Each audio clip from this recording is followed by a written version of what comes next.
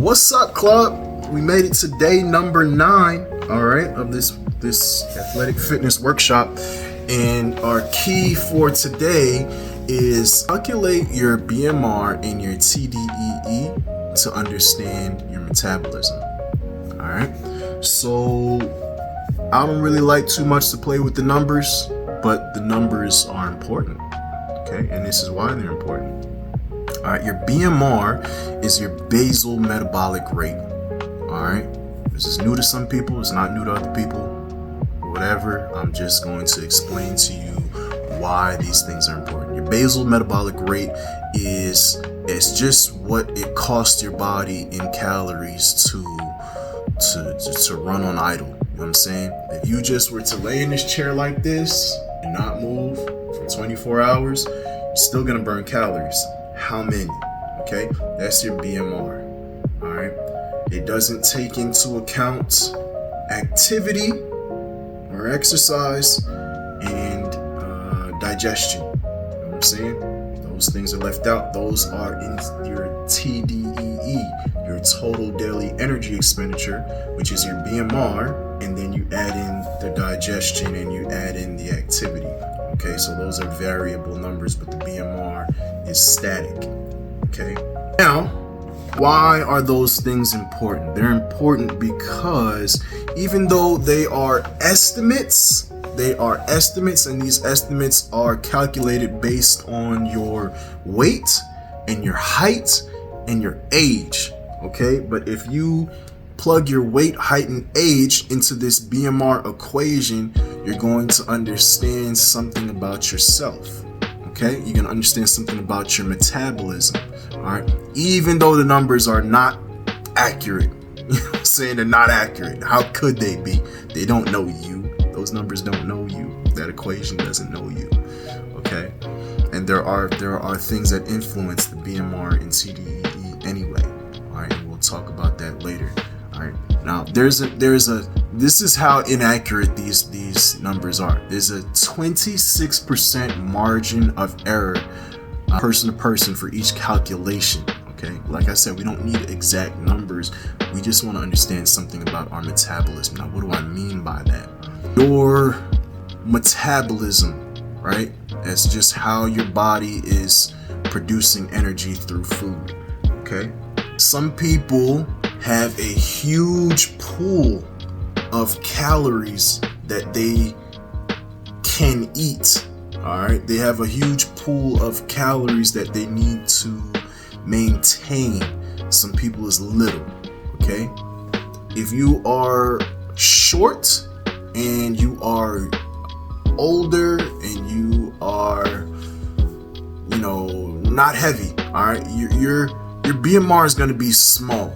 Okay, so I have some clients, their BMRs, according to this equation, is like 1,200 or 1,100 calories. Okay, it's like 1,100 calories for this one lady. Okay, so she eats like a bird, and she gets full very fast. All right, so she understands that about her metabolism, that she doesn't really need a whole lot to get on.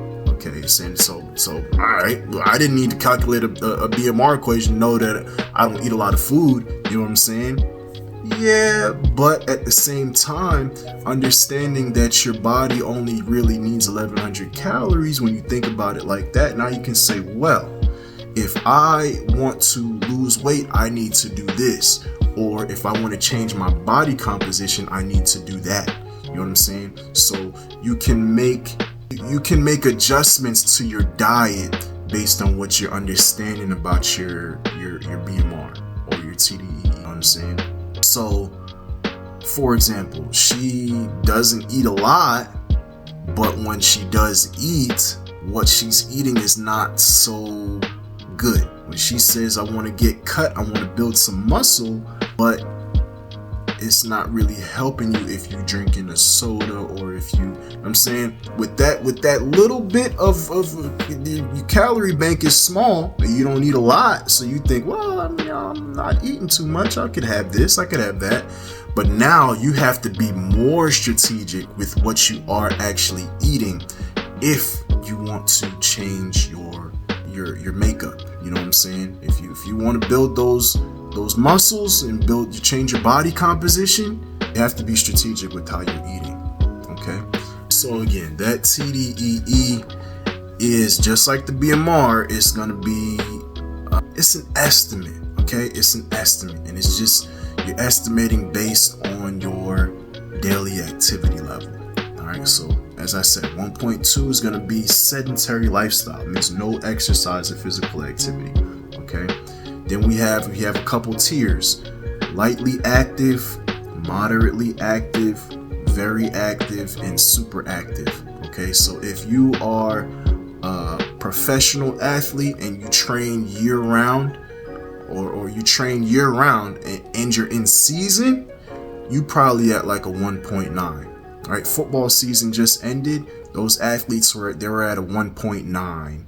Okay, now that off season is here, now they're out of season athletes, they're probably gonna go somewhere between moderately active to very active. You know, the season just ended, they probably only really at lightly active. Okay, they exercise 3 to 5 times a week, and you know, physical activity, they're gonna be hanging out, but mostly they're gonna be resting. Okay. So, and then as they creep up closer to the season, you get into their preseason. Now you get into maybe you're in a very active type of a situation. But what I'm getting at is for you as a regular person, probably going to be somewhere around that lightly active space. Okay, hopefully, you know what I'm saying? Hopefully you're not sedentary. Maybe you're doing some exercise. Okay, some physical activity counts too. Doesn't have to just be exercise. Gardening, that counts. Bike riding, that counts.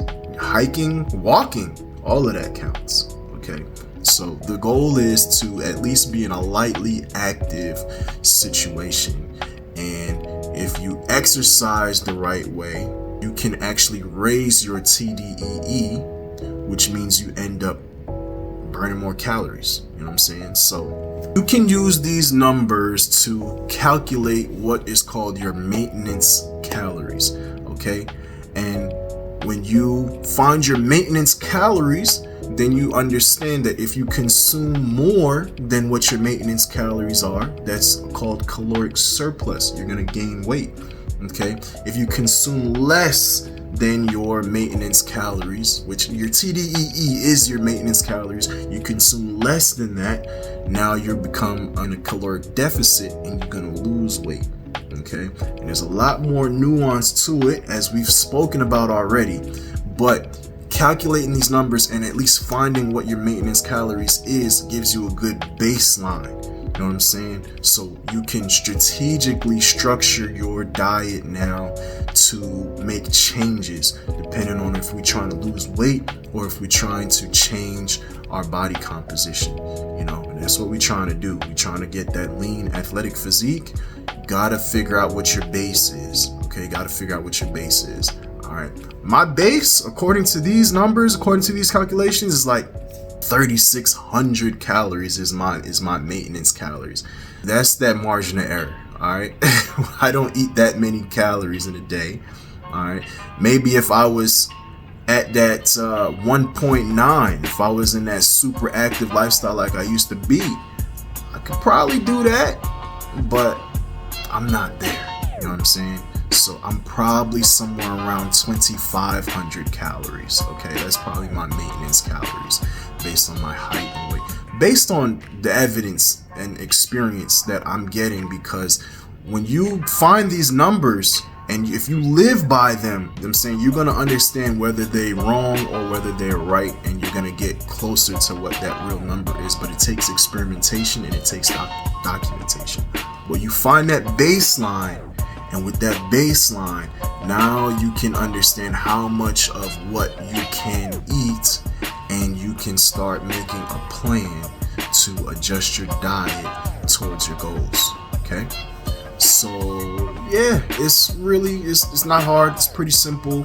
And if a caloric assessment is something that you're interested in doing, we can absolutely talk about it.